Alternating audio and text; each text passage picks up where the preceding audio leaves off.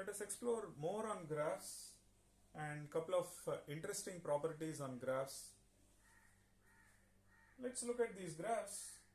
Degree of this one is 3, this one is 2, and if you look at this graph, for all of them it is 2, 2.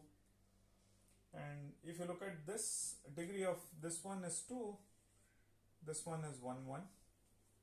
Degree of this one is 3, this one is 2, this one is 2, 1. So what we observe from these graphs, you see that there are at least 2 vertices of same degree. Look at this graph. Here is this and this having same degree. So in this it is these 2. And in this it is at least 2. There are more than 2 vertices having same degree. Over here also it is same. So the question is this: does there exist a graph corresponding to, say, the sequence d1, d2, so on up to dn, such that each di is distinct? So can you exhibit a graph corresponding to this sequence?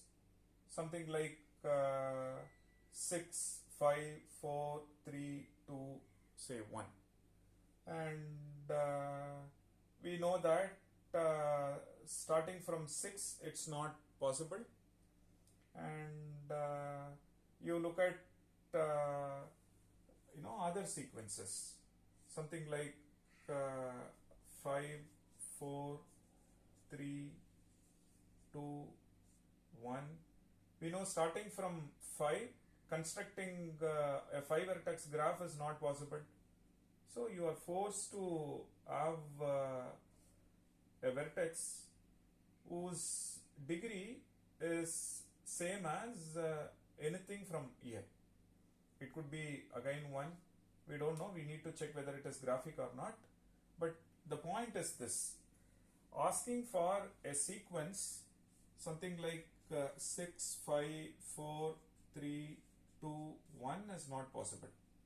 The reason is we know maximum degree for a 6 vertex graph is at most 5. So which means you naturally come across 2 vertices of same degree. Okay, and this could be 1 or this could be 2. So we need to check. So the idea is this: if it is graphic, meaning if there exists a graph corresponding to the vector, then in that vector you see that there are at least 2 vertices of equal degree. Okay, and that's the point I'm trying to make. Let's prove that. So this can be modeled in 2 different ways, or you come across this question in other context as well. So in graph theory it is this: for a graph G, so there exist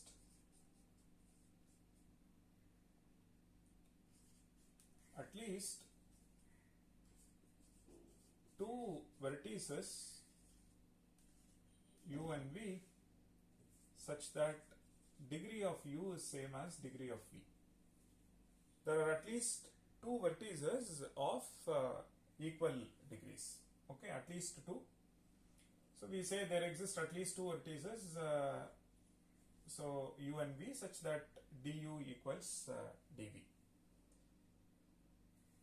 You can also see this as a group of say so many people, say 6. This is person number 1, person number 2, person number 3, and so on. This person, and if he is associated with this and this, meaning they are friends of P1, then you draw an edge. So the edge relationship between A and B represents that A and B are friends. If there is no edge between, say, two vertices, let me draw that like this, which means there is no edge. That shows that they are enemies. So in some sense, you have a group of n people, you can model the relationship friendship and enemies via the graph model. You look at a group of n people. For each pair, if you know them, they are friends, you draw an edge. Otherwise, you don't draw an edge. Remember, only two relationships are possible. Either they are friends or enemies. Okay. So now, such a model one can extract out of given context. Now you can ask this question. What is our claim now? In a group of n people,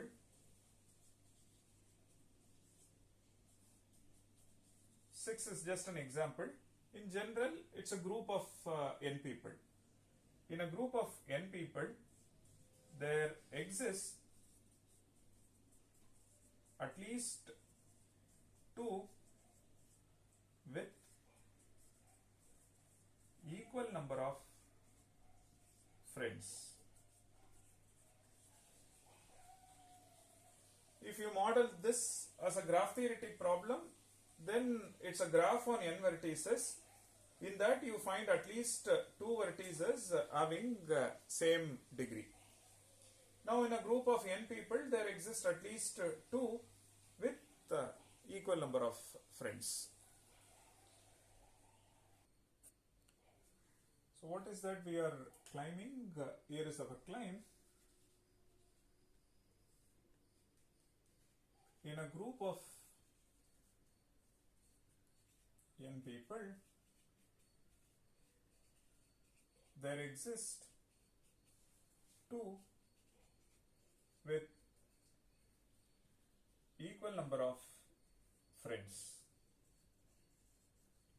The same thing, if you model it as a graph theoretic problem, so for a graph in any graph on n vertices, for a graph on n vertices, so any graph on n vertices,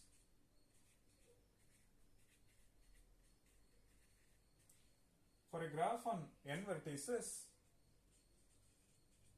there exist u and v such that degree of u is same as degree of v.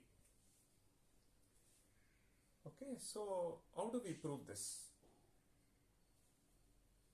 Now you see that the problem that we come across in other applications, in other application domain, you can model it as a graph theoretic, appropriate graph theoretic problem. And here is one case study. Okay. So let's make an attempt.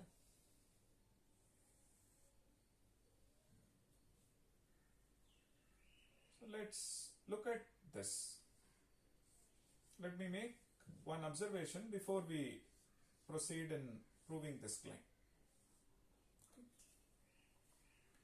Let's look at this graph. In this, there are no isolated vertices. When I say no isolated vertices, for example, if you look at this graph, all three together forms a graph. So in this one is isolated, this component is isolated. So in some sense, this graph is an example of a disconnected graph. What do you mean by disconnected graph? There exist pair of vertices which are not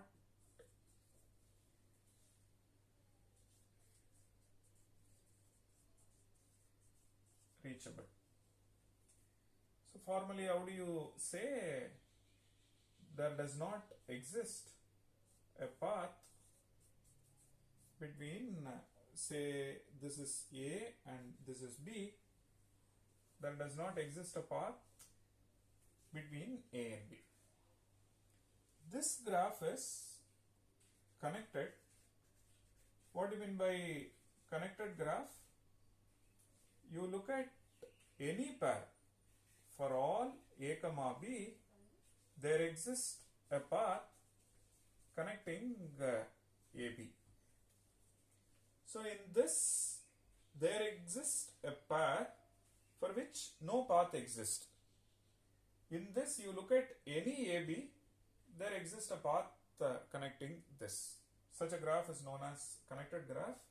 And if you find even one pair which are not connected by a path, and path, suppose this is A and this is B, this is a path connecting AB. Suppose this is A and this is B, and you can come like this, that's one path, or you can come like this. So now in this there are no isolated vertices. In this there are isolated vertices or isolated components and so on. Fine. Now, when there are no isolated vertices, what can you say about the degree of each vertex? When there are isolated vertices, what can you comment about the degrees of vertices? Is there a bound on degree of a vertex? Is there a bound on degree of a vertex if the graph is connected? Or if the graph is disconnected, can you comment on the degree? So note that degree of this vertex is 0. Okay. So if you find a vertex of degree 0, you see that the graph is disconnected. That's one. Not just that. You may find a graph like this. Together is a graph. Now there are no isolated vertices, but still the graph is disconnected. Suppose I take AB, then there does not exist a path connecting AB.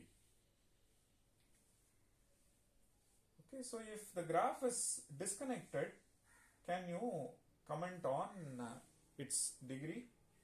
And when the graph is connected, can we comment on its degree? That will play a role in proving this claim.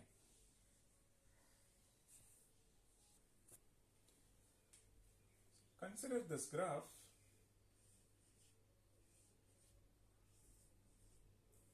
So there are 4 vertices. The degree of this vertex is 3. So in general, you have a vertex whose degree is n minus 1. Okay. What does that mean? This vertex, if dv is n minus 1, what does that mean? V is adjacent to all other vertices. Correct? This implies that G is connected, because there is a vertex which is adjacent to all other vertices. Most importantly, if there exists V such that degree of V is n minus 1, then there does not exist V such that degree of, let me use a different word, different letter, so there does not exist W such that degree of W is 0. if you find a vertex whose degree is n minus 1, which means such a vertex is adjacent to all other vertices in the graph, if that being the case, then there will not be any isolated vertices. On the similar line,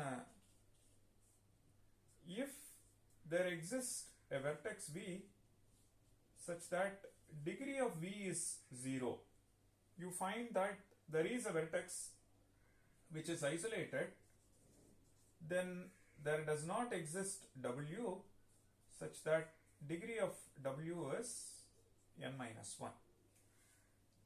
There is a vertex which is isolated from the rest. If that being the case, then one cannot find a vertex which is in some sense universal, meaning it is seeing all other nodes in the graph. That's not possible. So now these two observations we are going to exploit in proving this claim. In fact, this will bring two cases and partitions the set of graphs that we are looking at as part of proving this claim. Because the claim is true for any graph. Now what are we going to do? We assume to prove this claim, we assume two cases. So in case 1, we say there exists a vertex w such that degree of w is n minus 1. And in case 2, we say there exists w such that degree of w is 0. Okay.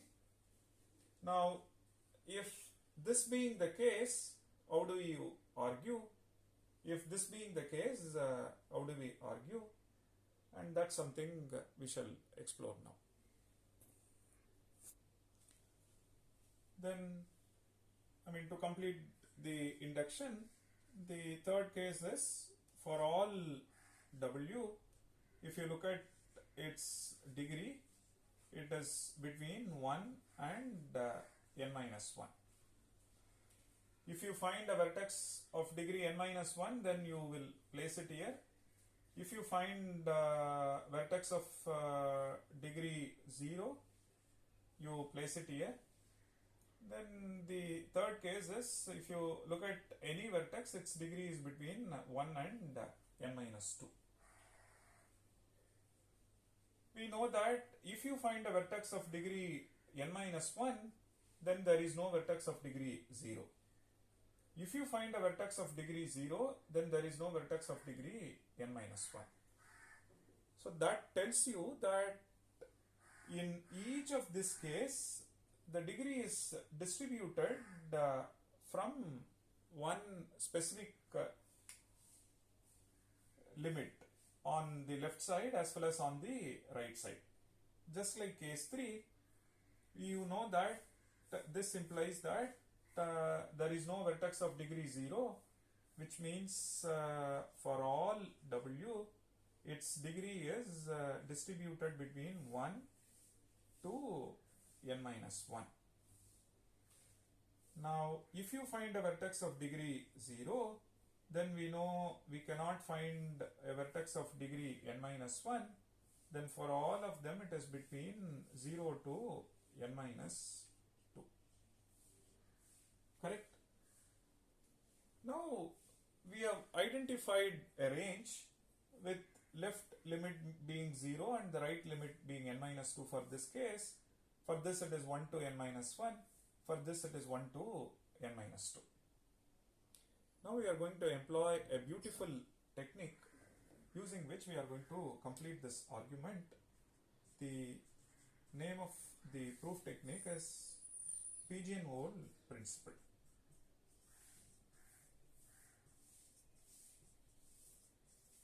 Principle is so simple, but the way it is applied in application, the way it is applied when we look at case studies, that's pretty interesting. Such a powerful tool, and principle looks very simple, but the application makes it so powerful that this proof technique is employed in many contexts in graph theory. We shall look at a couple of case studies employing PHP principle, and once you master this similar claim that you come across in the field of graph theory or in any other field in mathematics, you can make use of this principle. Fine.